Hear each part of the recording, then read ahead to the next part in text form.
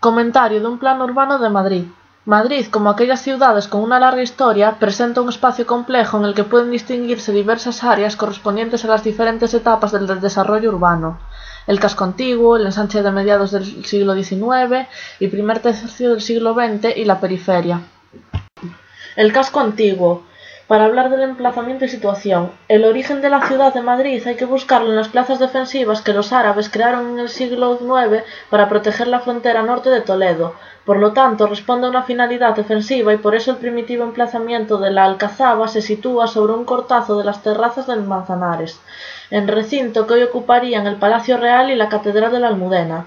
Su situación central en la geografía española y, sobre todo, la decisión de convertirla en capital del reino por Felipe II en 1591 han dado lugar a la ciudad más grande de España y al principal nudo de comunicaciones de la nación, convirtiéndola en una ciudad con funciones muy especializadas y diversificadas.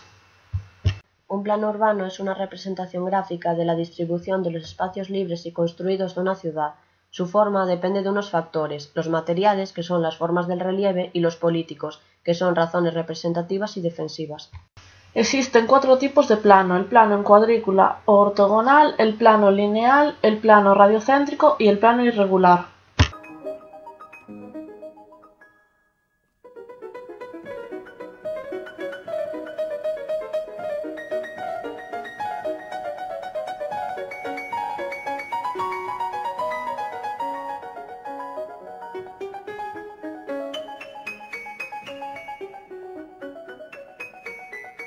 El plano lineal tiene forma alargada, es una consecuencia de la influencia de alguna vía de comunicación.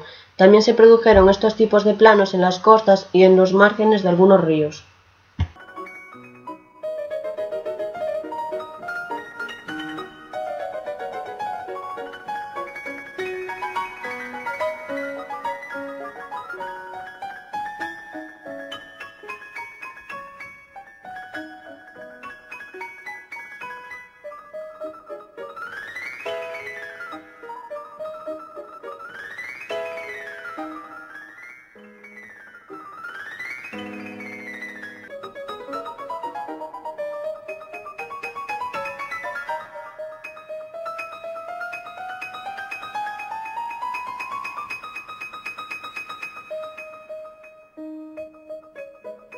En el plano ortogonal son calles rectas que se cortan en ángulo recto. Es originario de Babilonia, Egipto y Mesopotamia.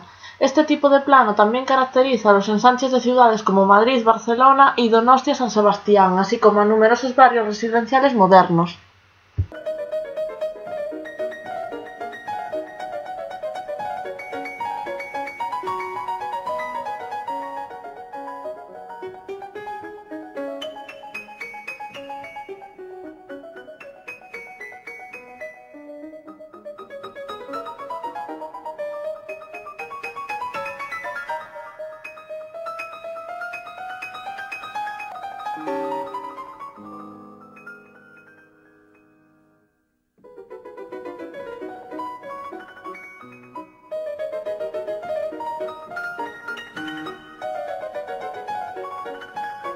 El plano radiocéntrico tiene avenidas circunvalantes y calles o avenidas radiocéntricas, desde el centro a la periferia o a la inversa.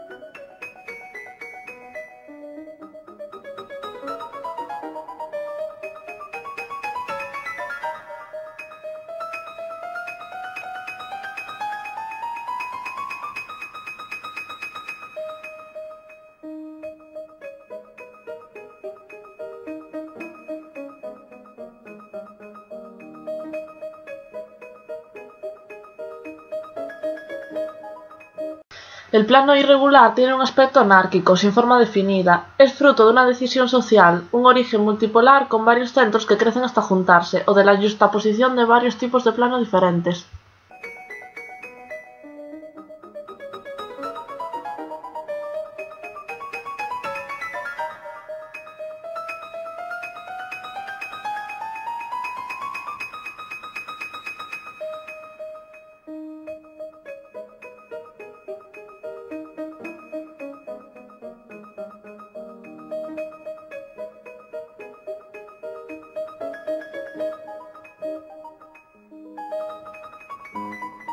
Análisis del plano. Madrid conserva pocos restos de sus murallas, que tenían una triple finalidad: defensiva, fiscal para asegurar el pago de impuestos y sanitaria, para aislar a la ciudad en caso de epidemias. El plano anárquico propio de la ciudad medieval corresponde con el actual recinto histórico de Madrid. Sus calles son estrechas, cortas y retorcidas, con la excepción de las dos vías que unen la Puerta del Sol con el recinto del Palacio Real, calles Arenal y Mayor. En el siglo XVI se construye la Plaza Mayor, sobre la llamada Plaza de Arrabal, de origen árabe. La calle que se abre delante del Palacio Real, calle Bailén, es una modificación del siglo XIX, al igual que la Gran Vía, principal reforma interior en el casco histórico en el siglo XX. Este recinto histórico está bordeado por grandes calles, como la Gran Vía al norte, el Paseo de Recoletos al este y las rondas por el sur, rondas de Atocha, Valencia y Toledo. Estas rondas ocupan el espacio que deja libre la muralla al ser derribada en el siglo XIX. Análisis de la trama. Es cerrada y compacta, debido al que el crecimiento de la ciudad se localizó durante siglos en el espacio de intramuros. Análisis de la edificación. No se aprecia directamente en el plano, pero podemos decir que, en sus inicios, era de baja altura y progresivamente ha experimentado una verticalización. En él se localizan algunos de los edificios históricos más importantes de la ciudad, como el Palacio Real y diversas iglesias y monasterios. El análisis de los usos del suelo. Los usos del suelo tradicionales eran residenciales, comerciales y artesanales. Estos usos han ido evolucionando hacia una terciarización, donde el uso residencial pierde terreno debido a la falta de accesibilidad y a los altos precios del suelo. La función turística también es importante en la capital, por lo que muchos usos están relacionados con el mismo, como restaurantes, bares, hoteles. Problemas actuales que afectan al casco antiguo y posibles soluciones. Como en otras ciudades, los principales problemas del casco antiguo son el deterioro físico de las calles y casas, lo que da lugar a un deterioro social que provoca un envejecimiento de la población y la localización de las clases marginales en el centro, especialmente inmigrantes. Esto provoca un deterioro ambiental que perjudica a la imagen de la ciudad. Estos hechos, unidos a la terciarización del suelo que provoca el vaciamiento del centro fuera de horas comerciales, han provocado políticas actuales de rehabilitación física y social del centro. En Madrid, estas políticas se realizan intensamente desde los años 90 a través de medidas como la rehabilitación de edificios, la peatonalización de algunas calles y el fomento de uso residencial. El ensanche, los barrios obreros y los barrios jardín de la época industrial, causas que determinan la ampliación urbana. La ampliación urbana, en la segunda mitad del siglo XIX, estuvo determinada por el crecimiento natural de la población, la elección como capital provincial y la industrialización. El crecimiento de la población y de la ciudad dentro de un recinto amurallado era algo insostenible para la capital. La insalubridad y usos del suelo, no compatibles con el residencial, cementerios o fábricas, hicieron que la mortalidad se disparara durante el siglo XIX, especialmente entre las clases más pobres. Por ello, la burguesía vio necesaria la edificación de una nueva ciudad fuera del límite establecido, mucho más ordenado e higiénico que la ciudad central. Diferentes áreas de la ciudad industrial. El ensanche de Madrid se localiza principalmente al norte del casco histórico y fue diseñado por Carlos María de Castro, imagen del creado por Cerdá en Barcelona, aunque este es menos perfecto. El plano ortogonal en cuadrícula o en damero se organiza en torno a calles largas, rectas y anchas, como Velázquez, Serrano, Goya, que se cortan en perpendicular formando manzanas cuadradas. Su edificación primitiva en manzanas abiertas y con edificaciones de mediana altura y palacetes, como el Palacio de Linares o el de Marqués de Salamanca, dio lugar a una densidad de ocupación baja, siguiendo los preceptos higienistas burgueses. Su uso fue principalmente residencial de clase media alta. Con el tiempo la trama se densificó y la edificación se verticalizó. Posteriormente, esta área también se ha terciarizado debido a su buena accesibilidad, especialmente con la creación del CBD de Azca, cercano al Paseo de la Castellana. Este se configura como el centro de negocios de la ciudad, localizándose en las sedes de prestigiosas empresas y bancos y multitud de servicios administrativos. Junto al CBD, el ensanche también se especializa en el comercio, en algunos casos de lujo como en la calle Serrano. Este comercio está mezclado con usos residenciales de un nivel alto, debido al elevado precio del suelo, lo que lo configura como uno de los barrios más prestigiosos y caros de la ciudad. Junto con el ensanche aparece, cercana a la zona de Canillejas, la ciudad lineal de Arturo Soria, siguiendo los principales conceptos de las ciudades jardines. Arturo Soria diseñó esta parte de la ciudad a finales del siglo XIX. Algunos autores vieron la vuelta a la naturaleza como la solución a los problemas que afectaban a la ciudad obrera, especialmente el higiénico. Así se creó esta zona con un plano lineal en base a una ancha calle que rodearía la capital, 40 kilómetros, y donde tomaría especial importancia el transporte público, debido a la magnitud de la calle. La trama sería abierta con unifamiliares con huerto y jardín. El uso del suelo sería principalmente residencial, donde las calles más pudientes ocuparían las zonas más cercanas a la calle principal, situándose otros usos colectivos en las estaciones de transporte público para facilitar su accesibilidad. El proyecto se llevó a cabo solamente en el tramo que aparece en el mapa y actualmente está muy modificado, ya que se ha desinficado la edificación y se han transformado los usos del suelo.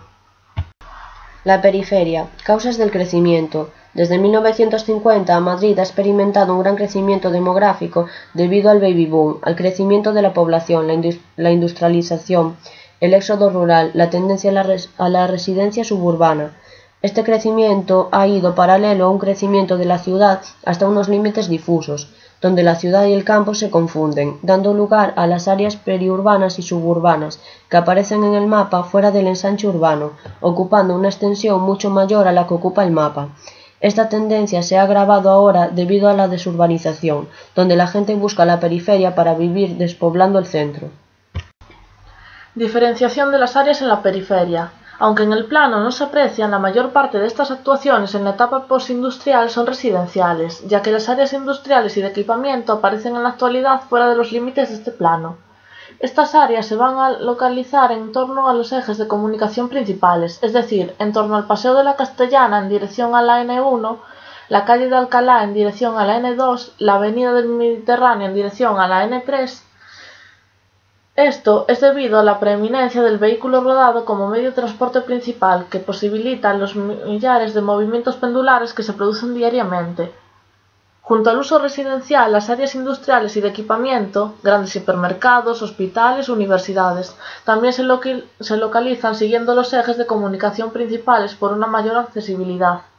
Esta expansión también ha permitido que pueblos antiguos pertenecientes a la periferia, como Canillejas, Vallecas o Carabanchel, que aparecen en el mapa, hayan sido absorbidos por la ciudad, mientras que otros pertenecientes al área periurbana, como Coslada, Leganés o Pozuelo, aunque siguen manteniendo su autonomía municipal, se encuentran en la actualidad prácticamente unidos físicamente a la capital. Problemas actuales y posibles soluciones. Algunas de estas zonas periféricas sufren problemas de degradación como chabolismo o deterioro de los barrios obreros más antiguos, construidos en su mayor parte con una dotación insuficiente de servicios, para alojar a la gran masa de población que emigró a Madrid en los años 50. Para ello se están llevando a cabo programas de actuación que permiten erradicar estos problemas. Poblados como La Celsa o La Rosilla son ejemplos fehacientes de estas zonas en Madrid, donde la degradación de espacio lleva a una degradación de la sociedad que viven en él, especialmente en lo relacionado con drogas y delincuencia. Una foto. Ya está. Sí, luego esa una foto estaba grabando. Pero si se corta. ¿O no? Ah, claro, que no acabaste con la fuente. Pues ¿Quieres claro. que te ayude? No, que me siento infeliz. Sí, No, pero por favor. En plan, eso es la parte de abajo, ¿no? De la fuente. Sí, maldita negra. Pues mira. Ahora le ponemos. Porque me quedo fuente fofa. Ni fuente verde. En mi familia ponemos un churrón así y tenemos otra plaquita más pequeña. Me está poniendo malita. ¿Por qué? Porque un churrón así. Bueno, pero tú me entendiste. Fue peor que la